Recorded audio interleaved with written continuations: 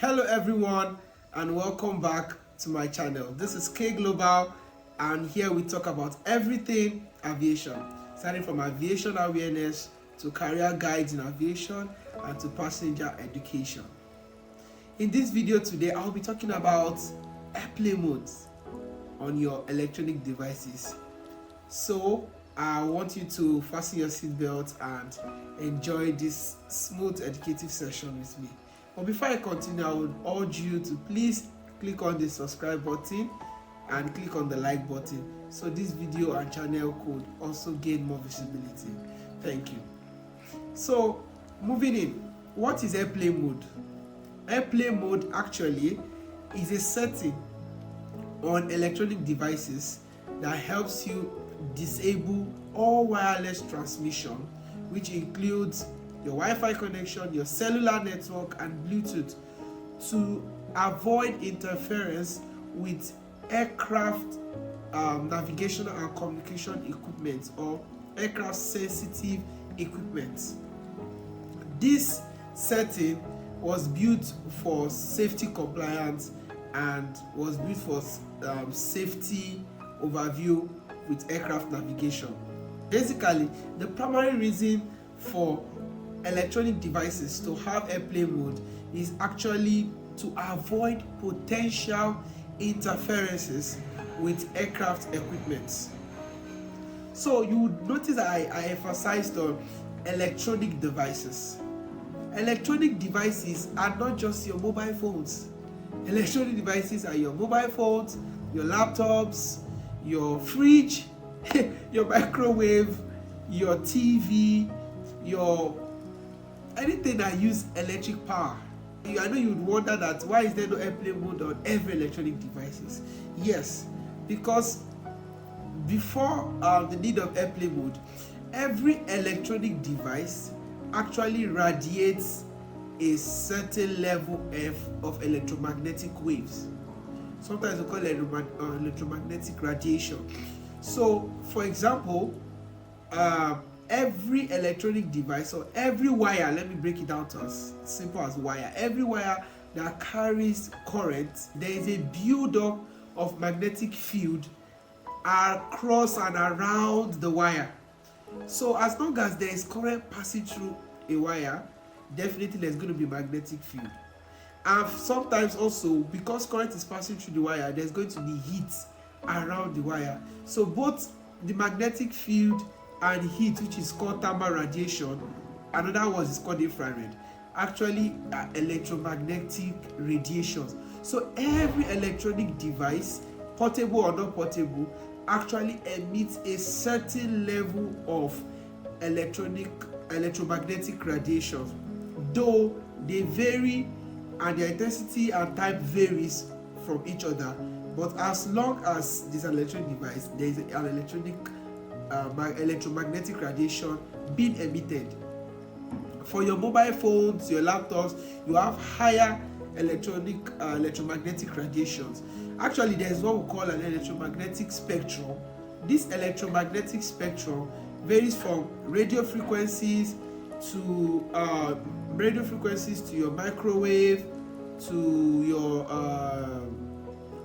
infrared, to your UV, then from your UV to your ultraviolet, to your X-ray, to gamma rays. So these are levels in the electromagnetic spectrum. Most of our cellular phones network, aircraft components, and more portable electronic devices usually fall under the radio frequency range. Okay, but there are different bands also in that spectrum. So for your electronic device, like your portable electronic device, like your mobile phone, usually operates within about 900 megahertz to 3.5 gigahertz. This actually is an allocated wave band in which aircraft components actually which operate in the radio frequencies operate between about 108 megahertz to about 335 megahertz. That is for your ILS, like your localizer, your glide slope, your VOR and your VR communication and the rest. Your ADS even actually operates in lower frequencies, while your radar altimeter actually operates even above the mobile phone spectrum, which is about 4.2 to 4.4 gigahertz. So seeing this, they are well allocated, which means that your phone radio frequency signals normally are not supposed to interfere with your aircraft or the aircraft component. But you can't, because science is not 100% perfect.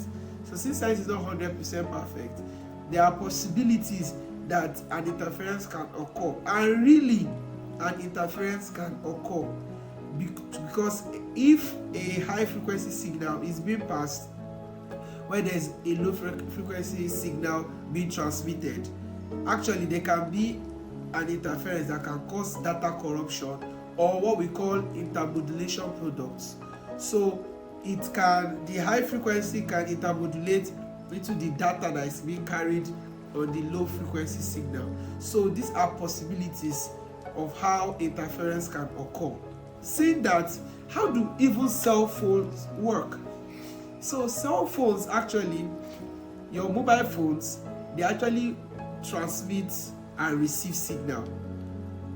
They transmit cellular networks and receive cellular network, and that's how you're able to receive calls, data, and the rest. Now when you are trying to make a call, your phone sends signal to the nearest cell tower, and your phone also receives signal from the nearest cell tower. So while it sends to the nearest cell tower, if there's a cell tower very far away from you, you will now need more power from your battery to be able to push and propagate that signal to the nearest available cell tower. So imagine when you are now flying, but actually before I get to where you're flying, cell phones actually emit those signals randomly, spurious emissions. So it gives spurious emissions, like it just gives a circular radiation just throughout everywhere, just to look for the nearest available cell tower. So the farther the cell tower, the more power it needs to transmit and receive signals. So imagine when you're on air and everybody's cellular phone or mobile phone is on. Then because you're on air, probably we are climbing, you're on air, whatever phase of flight you are, and you are transmitting, it gives burst transmission from your mobile phones. Imagine about 160 people or 200 people on an aircraft, giving burst transmission, looking for the nearest cell tower. Now because of that, you are going to have, because you are climbing, you are getting reach to more cell towers faster, and because you are climbing on an altitude, from above, your cell phones will be able to reach multiple cell towers faster. So because of that, imagine you have 160 people to 200 people to even some aircraft, about 300 people actively using their mobile phones. Imagine the random spurious emissions of radio frequencies, of electromagnetic radiations rather, to different cell towers. In fact, the aircraft can easily become a radio jammer just because of that large number of transmission going up and moving at a fast rate, accessing multiple towers from a higher altitude, because now you are no more on ground, so you have more reach to lots of cell towers. So the aircraft can even become a radio jammer even for people on ground. And also, why it is really crucial for air navigation is because, like I stated earlier, airplane modes were built to avoid interference, and I explained earlier of how high frequencies, because science is not 100% perfect, how high frequencies emitting how high frequency radio signals being emitted can actually intermodulate with low frequency signals. And since the aircraft companies are on a low frequency band compared to mobile phones, there is high possibility of interferences, and this could cause errors on your aircraft navigational equipment. Though I would say for older aircraft, because modern aircraft have developed more systems to mitigate that.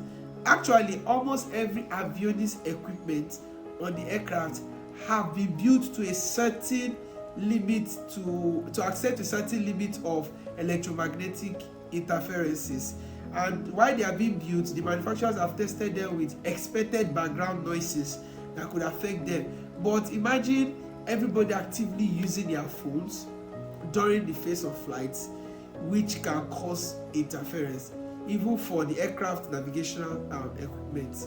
Now you'd say, really, are there really any, maybe you've read and found there are really any incidents why they made that law? Yes, in the 1990s, that's 1993, 1999, there were incidences where they found out that at takeoff or at landing, where the pilots need your navigation equipment like your ADF, automatic direction finders, and some equipment, electronic equipment on the aircraft, where active use of mobile phones actually caused some degree error deviation on the needle of those avionics equipment. So imagine an ADF is an instrument, the automatic direction finder instrument, an instrument that you use maybe when there's bad weather, poor visibility, and the rest for your landing, actually, basically. So imagine as a pilot, you are trying to rely on your instrument for your navigation, then there is now a degree of error, or there's a slight flicker of the needle of your equipment, which is actually bad, because if the equipment is not working at all, it's a different case. But trusting an equipment that begins to vary based on interference of electromagnetic radiation from maybe mobile phones or portable electronic device, because it is not just mobile phones that emit radiation. I just said mobile phones have more intensity. So your laptops actually have airplane modes too. You get, so they emit radiations. So what I'm saying is, for takeoff and landing, why emphasis is on takeoff and landing?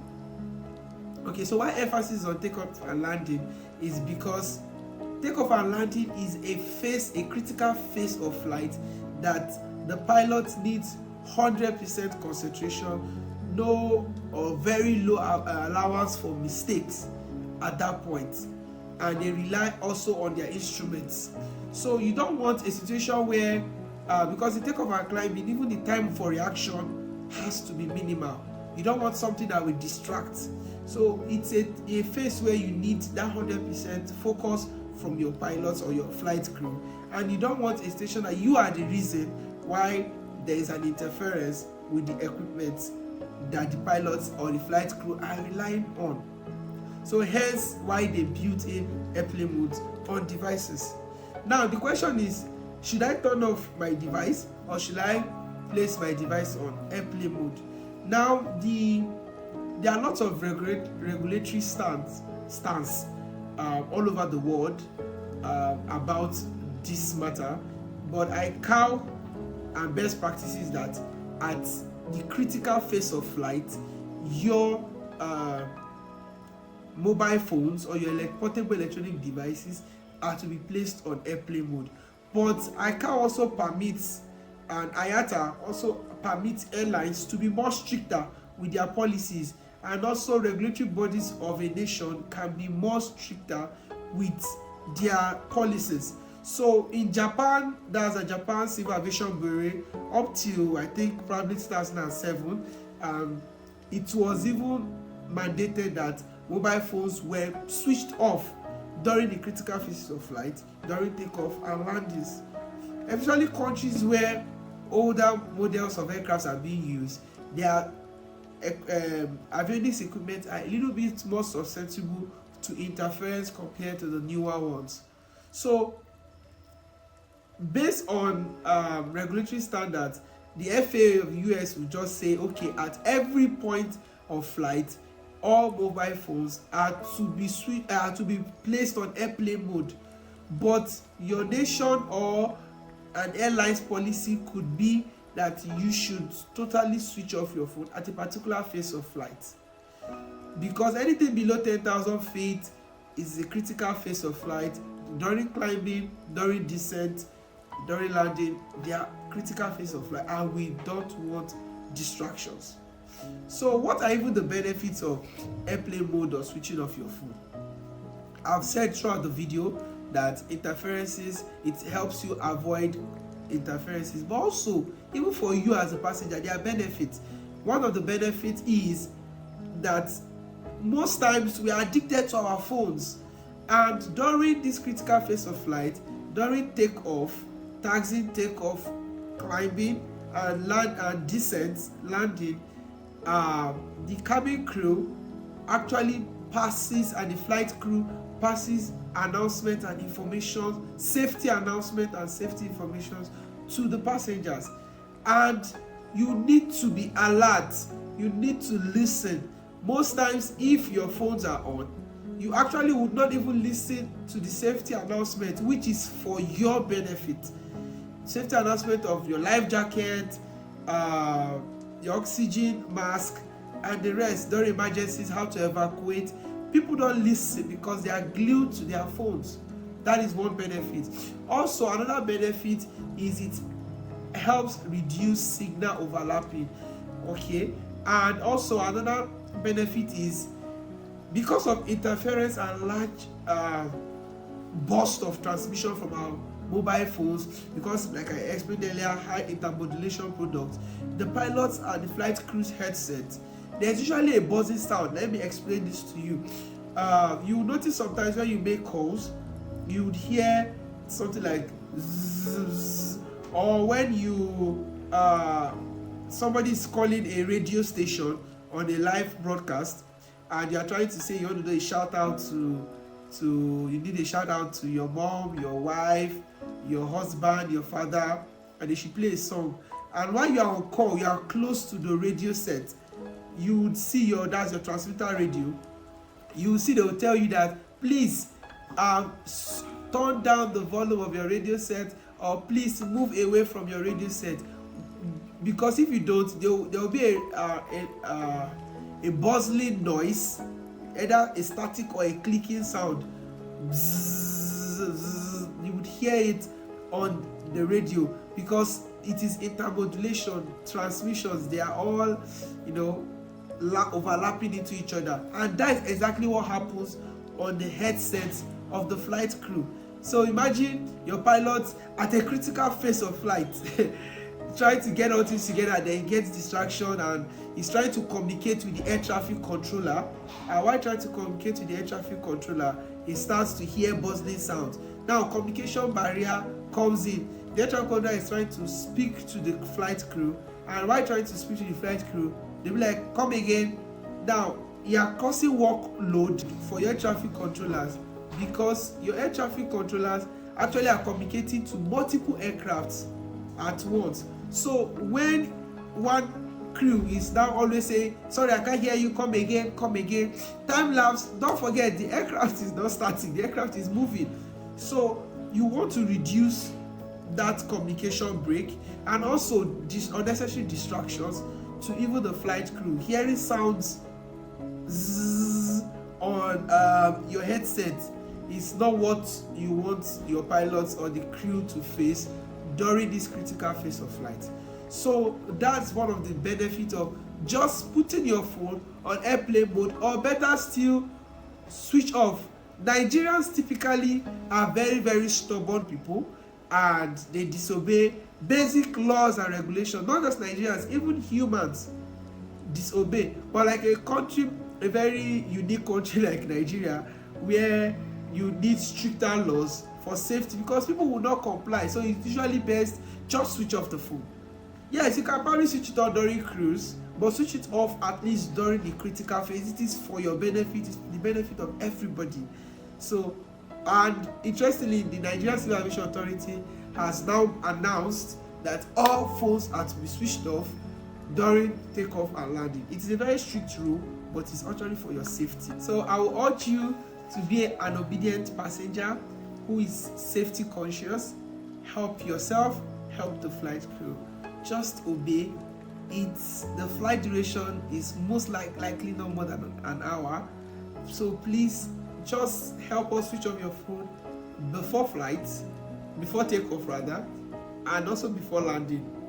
And if possible, just switch off your phone. You would notice Nigerians immediately we've just landed. Do you remember how when you land in an airport and everybody just takes off their phone from airplane mode or switch on their phones?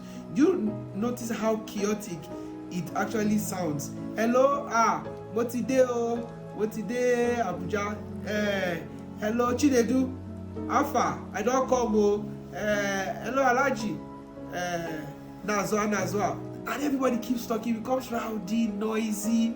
Now imagine your cell phones, if it can even get cellular network. Imagine making calls, buzzing sound, ringtones. Imagine how distracting that would be. I'm sure you want your flight to be peaceful and quiet. So please be safe, be safety conscious, and obey aviation regulations. Thank you. I urge you once again to please subscribe on my channel, click the like button. See you next time. K Global.